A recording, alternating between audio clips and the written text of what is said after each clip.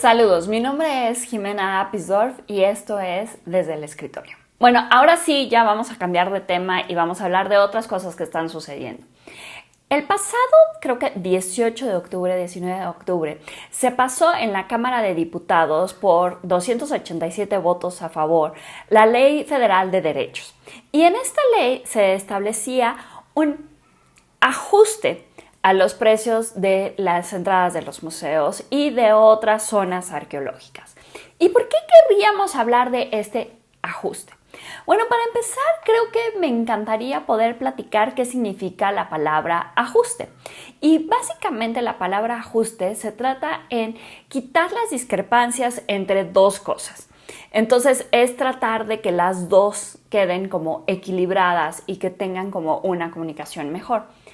Pero creo que ajuste no es una palabra que tendríamos que usar para las cuestiones que tienen que ver con la cultura o específicamente con los museos. Y aquí voy por qué. Porque por un lado tenemos lo que vale el museo y la cultura. Y por el otro lado tenemos el costo de la entrada.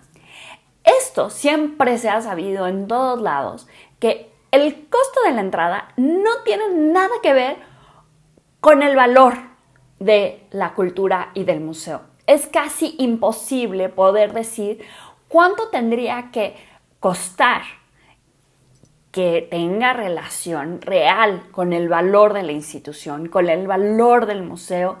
Cualquiera que este sea, no. Vamos a poner como museos con M mayúscula, porque hoy en día ya tenemos museos con M minúscula que incluyen, creo que uno que es como del lado, que ese no es museo. Pero bueno, entonces tenemos como estos dos factores, ¿no? Tenemos por un lado el costo y por el otro lado el valor. Y justamente los museos han estado viviendo una situación sumamente precaria en los últimos años. A pesar de que pareciera que iba a haber como un repunte en el presupuesto total para la cultura, pues este repunte no le toca a los museos. Y entonces los museos han venido teniendo muchos problemas de mantenimiento, de restauración, de cuestiones de poner las cosas en línea, de la cantidad de empleados que tienen, porque como sabemos, han tenido como toda esta serie de recortes y básicamente casi todo el dinero que reciben los museos es para pagar salarios. Y entonces eso les deja como muy poca maniobra para poder hacer otras cosas que los museos necesitan hacer. Justamente ahorita con la pandemia vimos que los museos tenían un alto rezago en cuestiones digitales, pues ahorita ese rezago ya se hizo muchísimo más grande la brecha. Entonces, esa clase de problemas son las que se enfrentan los museos. Pero entonces nosotros pensamos, ¿no? Yo quiero ir a apoyar a un museo que a mí me gusta y yo pago la entrada, que hoy en día va a ser para los de categoría 1, 85 pesos, para los de categoría 2, 70 pesos, para los de categoría 65 pesos. Tomando en consideración que el costo del boleto no tiene que ver con el valor del museo, entonces la pregunta sería, ¿por qué hacer este ajuste en la entrada de los museos? Y entonces resulta que tenemos como varios problemas. Para empezar, cuando tú vas y compras el boleto y tú dices, sí, claro, yo voy a apoyar a mi museo, resulta que, vamos a poner el ejemplo, el Museo del Palacio de Bellas Artes recibe mi entrada. Recibe 85 pesos que paga Jimena para poder entrar a ver los murales, porque ahorita no hay ninguna exposición y lo más seguro es que no vaya a haber exposiciones internacionales por un buen rato. O otra clase de exposiciones que valgan la pena, porque pues todas esas tienen un costo y ahorita los museos no tienen dinero para pagar eso. Entonces pago mis 85 pesos para entrar a ver los murales. Y yo pienso que esos 85 pesos entrarían en las arcas del museo y que esos 85 pesos se convertirían, por decirlo de alguna manera, en papel del baño para el museo, en un salario para algún vigilante, en traer alguna exposición internacional.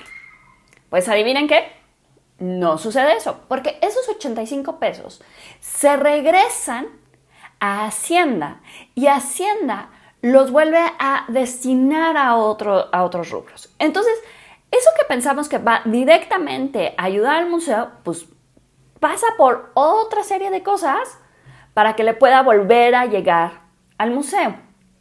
Entonces, al final de cuentas, esos ajustes o esos costos que nosotros damos cuando vamos al museo, pues al museo no le toca realmente de manera directa ese dinero. Hay algunas zonas arqueológicas y aquí a lo mejor en Libreta Negra me pueden ayudar más a debatir.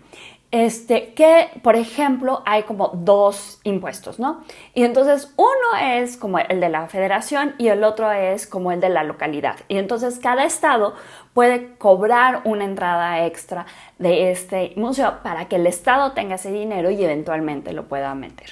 Pero, regresamos al punto.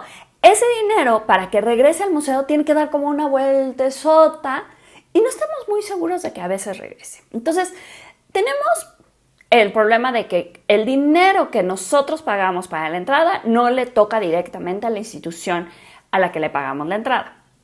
Luego tenemos el problema de que si consideramos que un salario mínimo hoy en día es de 171 pesos y que una familia promedio tiene 3 hijos, ok, aquí tú me vas a decir, Jimena, pero esos 3 hijos pueden estar en la escuela y pueden tener credencial de estudiantes y no pagar la entrada.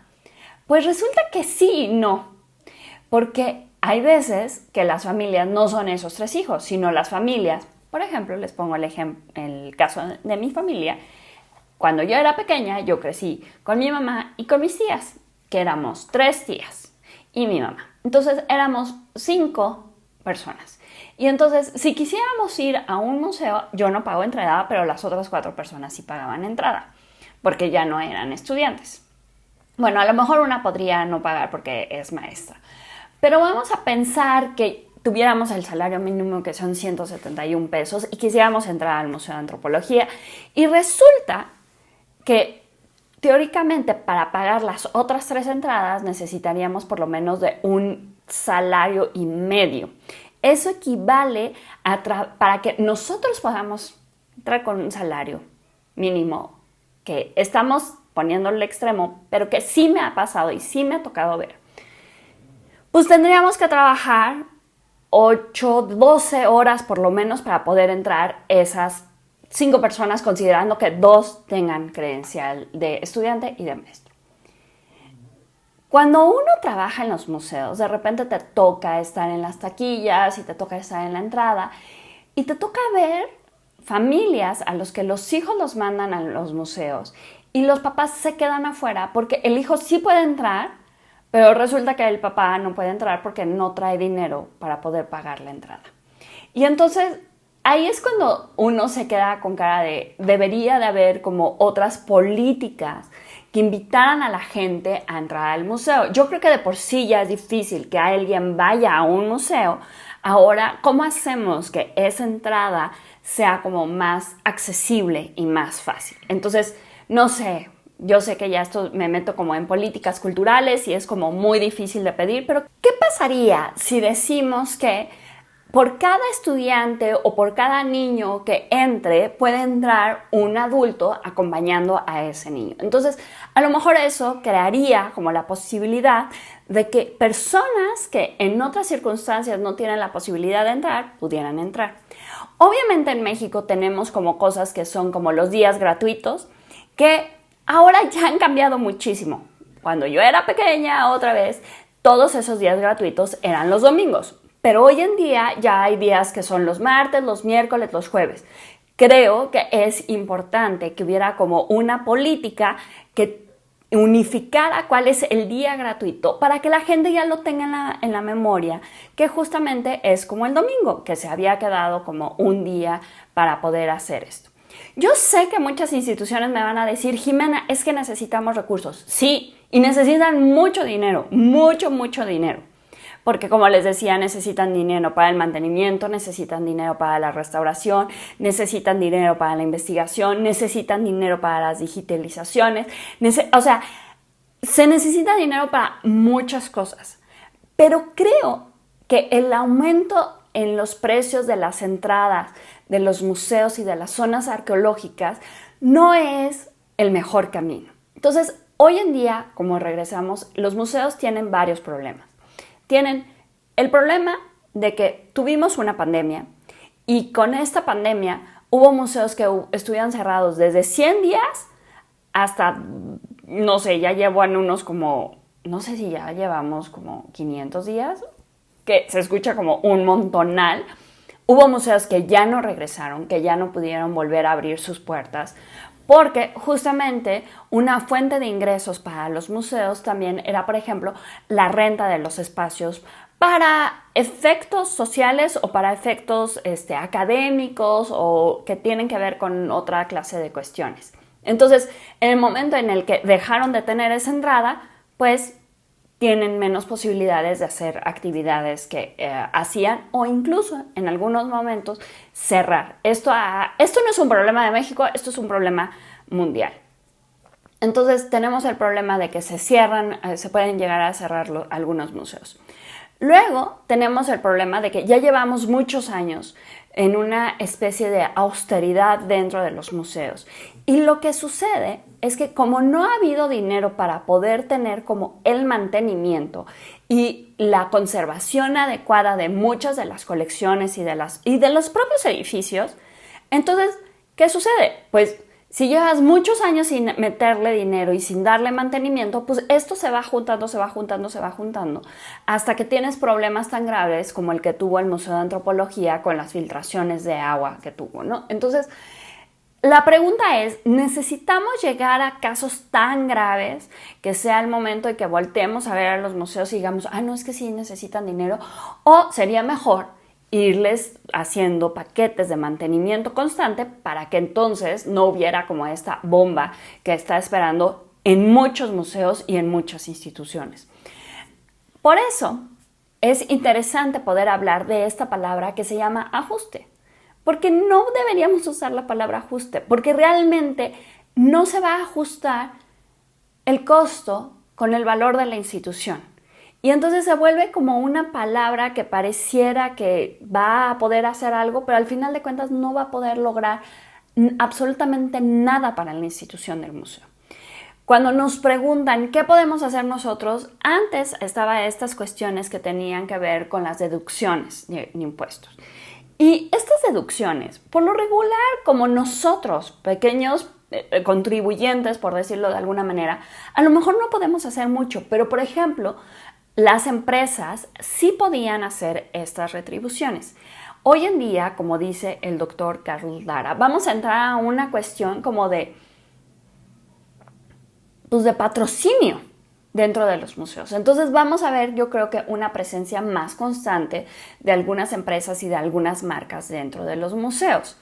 ¿Y esto qué significa? Que otros museos en el mundo lo han hecho por muchos años, estoy pensando en los casos específicamente de Estados Unidos y de Inglaterra, pero el problema es que también entran las preguntas de qué clase de empresas son las que deberían de estarle metiendo dinero a los museos.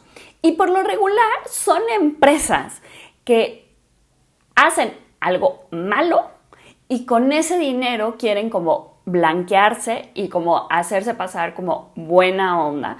No digo que todas las empresas, pero veamos los casos que han estado ocurriendo en el Whitney Museum, en el Met, en el British Museum, de que ya las personas están cuestionando ¿de qué sirve de que una gasolinera o una que se dedica al petróleo le esté invirtiendo al museo si por el otro lado está como contaminando, ¿no? Entonces se vuelve muchísimo más complejo y muchísimo más difícil y creo que sí son discusiones que tenemos que tener y me encantaría escuchar su opinión y que me la escriban y que me digan ¿Qué opinan? ¿Está bien que haya un aumento en la entrada de los museos y de algunas zonas arqueológicas? ¿Ustedes qué propondrían para poder apoyar a los museos y que sigan trabajando y que sigan haciendo el trabajo que es tan necesario sobre investigación y creando nuevas exposiciones que hoy en día necesitamos nuevas lecturas acerca de esos museos clásicos, necesitamos lecturas acerca de cuestiones de género, necesitamos lecturas acerca de cuestiones de derechos humanos, necesitamos lecturas acerca de cuestiones ecológicas? Y ahí está todo un paquete de contenidos que se pueden ocupar y que podrían ayudar mucho a la educación de un país como el nuestro, que es México. Les doy las gracias. Mi nombre es Jimena Apisdorf y esto es Desde el Escritorio.